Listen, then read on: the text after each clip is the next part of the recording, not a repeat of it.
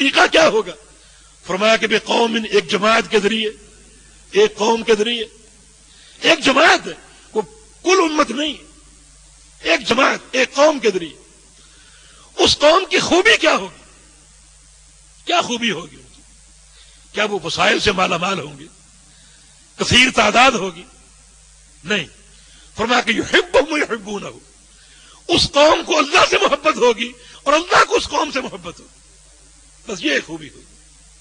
اس کا معنی یہ ہے کہ اقامت دین کا کام ایک ہی جماعت کر سکتی ہے، اور وہ جماعت وہ ہے جس کو اللہ سے محبت ہو اور اللہ کو اس جماعت سے محبت ہو. یہ سب کا کام نہیں کہ ہر وہ شخص جو داعی ہو اقامت دین کا وہ یہ کام کر جائے. نہیں، یہ سب کا کام نہیں. یہ اس جماعت کا کام ہے جس کو اللہ سے محبت ہو اور اللہ کو اس جماعت سے محبت. اچھا، اللہ کی محبت کی اساس کیا ہے؟ ایک ہی. کیا؟ جو اللہ پاک نے بتا دی، قل ان کنتم تحبون اللہ فاتبعونی یحببکم اللہ. کہہ دیجئے اگر تم اللہ کی محبت کے دعوے دار ہو اور طلبگار ہو تو اس کا ایک ہی راستہ ہے، فاتبعونی، میری اتباع کرو. یحببکم اللہ، تمہیں اللہ اپنا محبوب بنا لے گا. یعنی اللہ کی محبت تمہیں حاصل ہوگی اور تم اللہ کے محبوب بن جاؤ گے. اس کی اساس کیا ہے؟ فاتبعونی، میری اتباع کرو.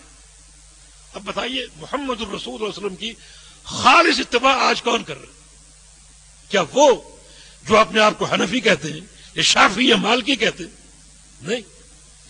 ان سب کے مناہج میں جھول ہے.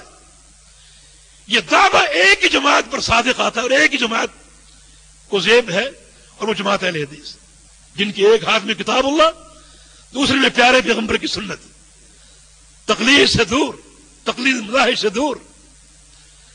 تو اقامت دین کا کام یہی جماعت کر سکتی، یہی جماعت پورے تمیز کے ساتھ.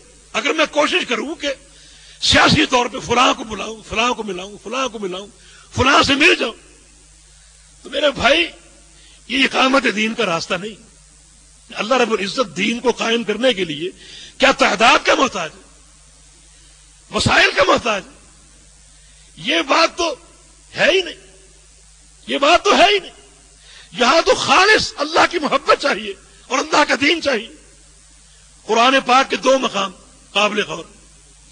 ایک مقام باعتبار وسائل کی، باعتبار تعداد کی، وہاں اللہ پاک نے شرط عائد نہیں کی، کوئی شرط نہیں.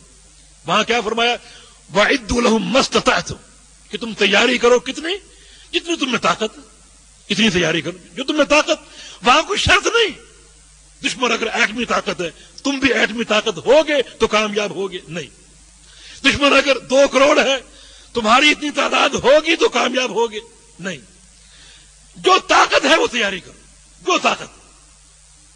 یہاں کوئی شرط نہیں. لیکن دوسرے مقام پر کیا فرمائے؟ جہاں دین کی، عقیدے کی، خلق کی اور عمل کی بات آئی وہاں طاقت کی بات نہیں. فرمایا کہ ادخلوا فی السلم کافہ، دین اسلام میں پورے آ جاؤ، عقیدے کے ساتھ، منہج کے ساتھ، خلق کے ساتھ، سیاست کے ساتھ، پورے کے پورے آ جاؤ.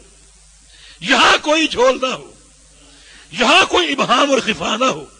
یہاں راستہ بالکل واضح اور کلیئر ہو، کیونکہ دین کا راستہ واضح ہے. اس کی پالیسی میں کوئی جھول نہیں. لقد جاءکم من اللہ نور، تمہارے پاس اللہ کی طرف سے منارہ نور آیا. ترکتکم علی البیضاء لیلھا ونہارھا سواء لا یزیغ عنھا الا ہالک. جس دین کو تمہیں دے کر جا رہا ہوں، جس پر تمہیں چھوڑے جا رہا ہوں، یہ اتنا واضح، چمکدار، روشن ہے کہ اس کی رات اور دن برابر ہیں. اس میں کوئی جھود، کوئی خفا، کوئی تاریکی اور اندھیرا نہیں. بالکل کلیئر، واضح. تو اقامت دین جو سنت الہی ہے، یہ دین کو قائم کرنا، یہ ہر للو پنجو کا کام نہیں کہ ہر شخص جو اس کا داعی ہو یا دعوے دار ہو وہ اس میں کامیاب ہو جائے گا. نہیں، یہ کام ایک جماعت کا ہے اور وہ جماعت اہل حدیث ہے جس کا منہج اللہ کی محبت ہے اور اللہ کی محبت کی ایک ہی بنیاد ہے اور وہ اللہ کے پیارے پیغمبر کی اتباع ہے. اللہ کے پیارے پیغمبر کی اتباع. ایک اور مقام پر کیا فرمایا؟ ایک مصلح جماعت کا ذکر کیا. مصلح جماعت، اصلاح کرنے والی، شرک کو مٹا کر توحید قائم کرنے والی، بدعت کو مٹا کر اللہ کے پیغمبر کی سنت کو قائم کرنے والی، گناہوں کو مٹا کر نیکی کو رواج دینے والی مصلح جماعت. فرمایا کہ والذین یمسکون بالکتاب واقاموا الصلاۃ انا لا نضیع اجر المصلحین. مصلح کون ہے؟ جن میں دو خوبیاں ہوں. یمسکون بالکتاب، جو کتاب اللہ کو تھامنے والے ہوں. کتاب اللہ کیا ہے؟ قرآن پاک اور اللہ کے پیغمبر کی حدیث. مصلح کون ہے؟ واقاموا الصلاۃ، جو نمازوں کو قائم کرنے والے. اور یہ دونوں خوبیاں جماعت اہل حدیث کی. کتاب اللہ کو اور سنت رسول اللہ کو تھامنے والے اہل الحدیث. باقی صرف دعوے کی حد تک، عملی اعتبار سے نہیں. اور دعویٰ کافی نہیں. ایک شخص کہے کہ میں قرآن کو مانتا ہوں، حدیث کو مانتا ہوں، اور ہم سمجھے کہ واقعی مانتا نہیں. عمل اس کی برہان ہے، عمل اس کی دلیل. ان قرآن فہمی میں جھول ہو سکتا ہے. ایک شخص اپنا یہ منہج بنائے کہ میں نے قرآن کو حل کرنا ہے لغت کے ذریعے. اب وہ کہتا ہے کہ سجدہ جو قرآن نے حکم دیا، تو سجدہ کا لغوی معنی پیشانی کو زمین پر ٹیکنا. پیشانی ذرا سی ٹک گئی سجدہ ہو گیا. تو کیا تمہارا یہ سجدہ عمل بھی قرآن ہے؟ نہیں. ہم یہ کہتے ہیں کہ یہ جو سجدے کا حکم ہے یہ کس پہ اترا؟ محمد الرسول اللہ صلی اللہ علیہ وسلم. آپ نے پوری زندگی سجدہ کیسے کیا؟ بس ویسے کرو گے تو سجدہ قابل قبول ہے، ویسے اگر نہیں کرو گے تو لاکھ لغت کے استشہاد پیش کرو، وہ سجدہ قابل قبول نہیں. اور تم یہ کہو گے کہ ہم قرآن پر عمل کریں، قرآن کو مانتے ہیں. یہ قرآن کو ماننا نہیں. قرآن کو ماننا پیغمبر اسلام کے عمل اور آپ کی سنت کی اساس پر. تو سب کے مناہج میں جھول، لیکن کلیئر اور واضح منہج اہل الحدیث کے. تو تمیز یہ مصلح جماعت ہے. اصلاح کی اساس اللہ کی وحی کے ساتھ تمسک اور اقامت صلاح، نماز قائم کرنا. ہم نے ایک دنیا دیکھی ہے، دنیا کے مختلف مذاہب دیکھے، طبقات دیکھے، ان کی نمازیں دیکھی. جو ہم دیکھتے گئے خوشی ہوتی گئی، یقین بڑھتا گیا کہ الحمدللہ جو نماز اہل الحدیث پڑھتے ہیں کوئی نہیں پڑھتا. اقامت صلاح کا صحیح تصور جو ہے وہ اہل الحدیث کے پاس. یہ مصلح جماعت جس کی نماز سنت کے مطابق ہو، جس کا تمسک اللہ کی وحی کے ساتھ. تو پھر تمیز ہو، پورا تمیز. اللہ رب العزت ان چیزوں کا محتاج نہیں ہے جن کو ہم نے کامیابی کی ایک علامت سمجھ لیا. نہیں، بالکل نہیں. اللہ تعالیٰ کسی چیز کا محتاج. دیکھیں ابراہیم علیہ السلام، اللہ نے فرمایا کہ میرا گھر بنا دیا. یا اللہ گھر بن گیا، اب کیا ڈیوٹی؟ فرمایا کہ اذن فی الناس بالحج. اب تم لوگوں میں اعلان کر دو اس گھر کا حج کرو. یا اللہ یہاں تو کوئی سننے والا نہیں، کس کو سناؤں؟ فرمایا اس پہاڑ پہ چڑھ جاؤ اور اعلان کر دو. سننے والا کوئی نہیں. تمہاری اس آواز کو میں پہنچاؤں گا. سننے والا کوئی نہیں. نہ کوئی کیمرہ اور نہ کوئی پریس اور نہ کوئی نہیں. اکیلے اعلان کر دیا. اللہ نے آواز پہنچائی یا نہیں پہنچائی؟ آج ہم افریقہ چلے جائیں، ایک افریقی مسلمان بھوکا ہو، ننگا ہو، پوچھو کیا خواہش ہے، کہے گا اللہ اپنا گھر دکھا دے، اپنے گھر کا حج کرا دے. اللہ نے یہ آواز دلوں میں پیوست کر دی. کون سے مسائل تھے؟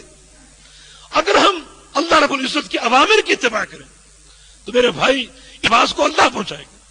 اور جو اقامت دین کا راستہ ہے اس کی توفیق اللہ دے گا، برکت اللہ کی طرف سے آئے گی. ہم ایسا نہ کریں کہ کامیابی کے لیے ایسے اصول اپنا لیں جو اللہ کی معصیت پر منتج ہوں.